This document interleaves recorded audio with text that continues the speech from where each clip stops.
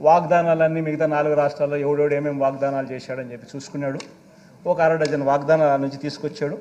ఆ వాగ్దానాలన్నీ కూడా కిచిడి చేసి దాన్ని ఒక మేనిఫెస్టో రూపంలో తీసుకొచ్చాడు అధ్యక్ష. ఈ కిచిడి వండి ప్రజలకు నిజంగా చిత్తశుద్ధి లేదు, ప్రజల మీద చిత్తశుద్ధి లేదు. ఇవన్నీ నిజంగా అమలు చేస్తామా, నిజంగా చేయమా, చేసే అవకాశం ఉందా, పరిస్థితులు ఉన్నాయా, ఆలోచనలు లేవు.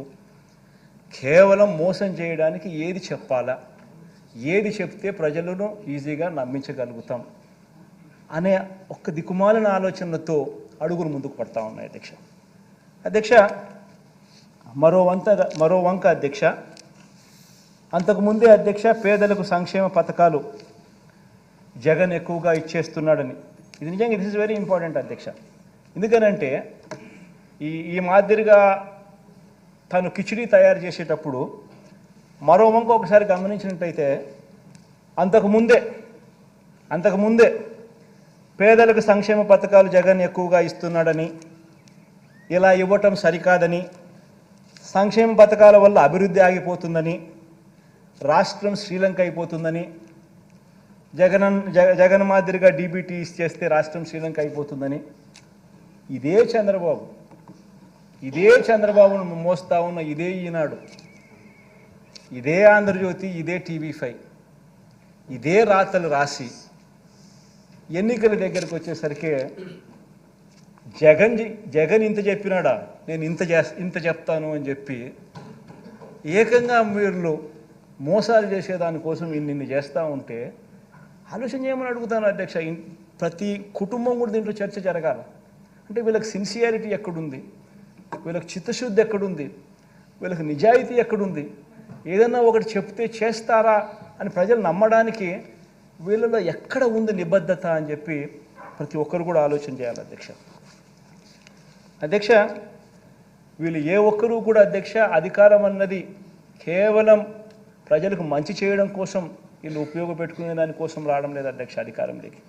వీళ్ళకి అధికారం ఎందుకు కావాలి అని అంటే ప్రజలను మోసం చేయడానికి, వీళ్ళు దోచుకొని పంచుకునే దానికోసం మాత్రమే అధికారం వీళ్ళకి కావాలి అధ్యక్ష. చంద్రబాబు నాయుడు గారు ఏం హిస్టరీ అయినా గమనించినా కూడా అదే కనిపిస్తుంది అధ్యక్షగా. ఏ మేనిఫెస్టో అయినా చంద్రబాబు నాయుడు గారిని తీసుకోండి. 1994లో చంద్రబాబు నాయుడు గారు తన మేనిఫెస్టోలో చెప్పిన మేనిఫెస్టో తీసుకున్నా ఇవే మోసాలే కనిపిస్తాయి, ఇవే మోసాలే కనిపిస్తాయి. 1999లో తాను ఇచ్చిన మేనిఫెస్టో గమనించినా ఇటువంటి మోసాలే కనిపిస్తాయి. ఇక లేటెస్ట్గా 2014 అయితే అందరికీ బాగా గుర్తుంటాయి. ఆ 2014లో ఇచ్చిన మేనిఫెస్టో మన అందరికీ కూడా గుర్తుంటుంది, ప్రజలందరికీ కూడా గుర్తుంటుంది. ఆ మేనిఫెస్టో కూడా చూస్తే కూడా అవే కనపడతాయి.